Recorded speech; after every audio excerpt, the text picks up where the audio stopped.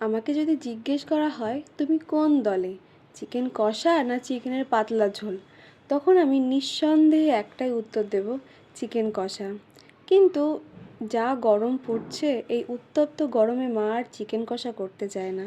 আবার যে পাতলা ঝোলটা হয় সেটাও করতে পছন্দ করে না, যার জন্য সেই পাতলা ঝোল আর চিকেন কষা ঠিক মাঝামাঝি অবস্থায় একটু ঠিক গ্রেভি হিসাবে মা মাংসটা রান্না করে। সত্যি বলতে এই গরমে এরকম মাংস দিয়ে খাওয়াটা সত্যিই তৃপ্তিকর। আর তার সঙ্গে যদি গরম ভাত হয় তাহলে তো ভালোই লাগে। এরকম আলুটাকে হালকা করে ভেঙে নিয়ে তারপর চিকেনের হালকা গ্রেভি দিয়ে যখন আমরা চিকেনটা দিয়ে এক গ্রাস মুখে পুরে নিই, আহা, সে কি তৃপ্তি!